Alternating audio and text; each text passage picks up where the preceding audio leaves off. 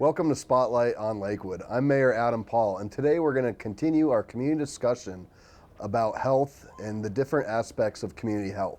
Today I'm at the Jefferson Center for Mental Health, and I'm joined by Katie. Welcome. Thank you for having us here to your spot. Thank you for having me. This is delightful. Okay. So talk to us a little bit about mindfulness. Well, you know, in a society where technology kind of runs the scene, it's really countercultural. Mindfulness is being present in the moment, like right here. Our minds are amazing time travelers. They can go to the past, they can go to the future, they can go to Google, they can go to many websites right at the same time. But mindfulness is noticing where we actually are and having our mind and our body together on that. And so as a practice, it usually looks like realizing what you're paying attention to, having that awareness, and usually calling your attention back, because it's human nature to have our attention go to all sorts of things, but we want to have that skill to come on back. And oftentimes we've got that critical mind of, wow, I'm not good enough, I'm not, like my mind is so scattered. And really mindfulness is about having compassion in that practice as well.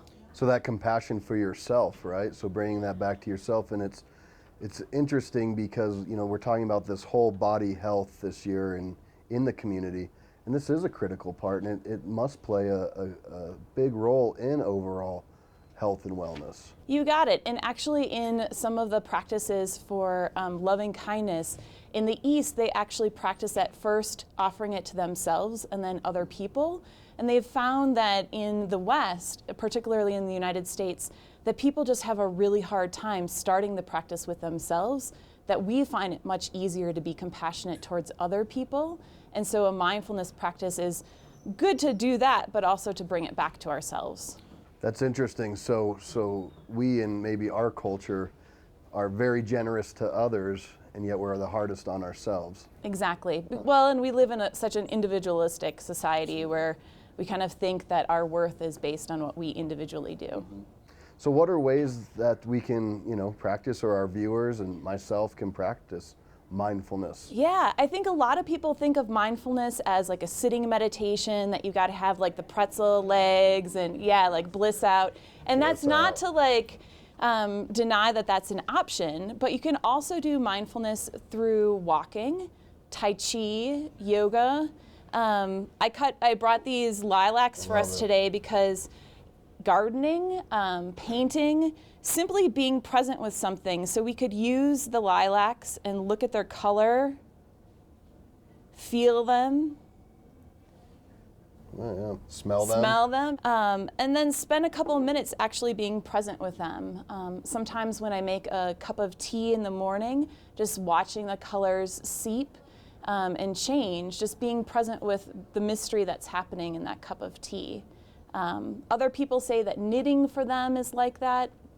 The mindful coloring trend that's so popular right now is similar to that. So finding that wonder in anything, any aspect in your daily life, and you don't have to go to a center for that. You could do it at your desk. You could do it while you're laying in bed in the morning or having your morning coffee. So there's a lot of ways that you can find a little bit of time to tune back into your being. That's right.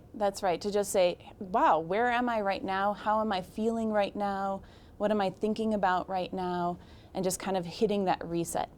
The Jefferson Center for Mental Health does wonderful things in our community, and on a previous show we kind of highlighted one aspect. Tell us a little bit about what you do here and the different services that you're involved in. Yeah, so I work for the Wellness Now department, and we offer a range of classes from exercise classes, art classes, nutrition, and then really a lot on the mind-body connection. So we have classes that specifically use mindfulness to help folks with anxiety or depression. We have a yoga class specific for depression. I teach a range of yoga classes that use mindfulness to help people de-stress, whether it's through guided visualization or holding poses, yoga poses for a long period of time. People take an hour out of their day and gain so much freedom and feel better about themselves for the whole rest of the week. So how does one begin their journey of mindfulness? Is it a big process, or And how do you get started? I think a lot of times people think that they need to be sitting, like doing sitting meditation for 20 minutes, or they kind of think big.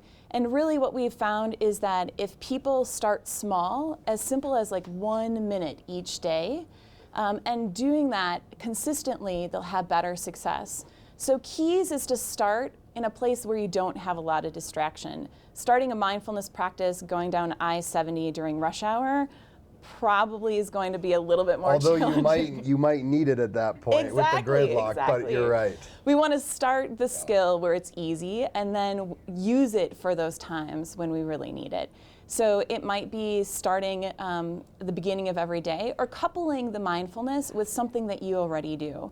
Some people choose to brush their teeth mindfully, right? Really paying attention to the sensations and the taste of the cleaner and things like that. So it really doesn't have to be large, just being consistent with the practice. And then again, being mindful that our mind will fluctuate in what it's thinking about, but that we're going to bring it back with kindness, and acknowledging that our technology is really teaching us how not to do that. So to be kind to ourselves in the learning process. Absolutely. I appreciate hearing that. Be kind to yourself, and I think it's something a lot of people struggle with. And through this journey of health, we've talked a lot about how to get things moving forward.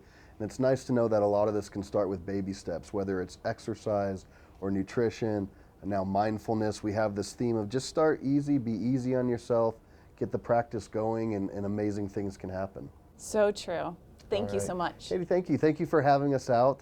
Thank you for tuning in today. I hope you enjoyed this segment on our journey of community health. And take some time for yourself, and let's all be mindful together. Till next time, have a great day.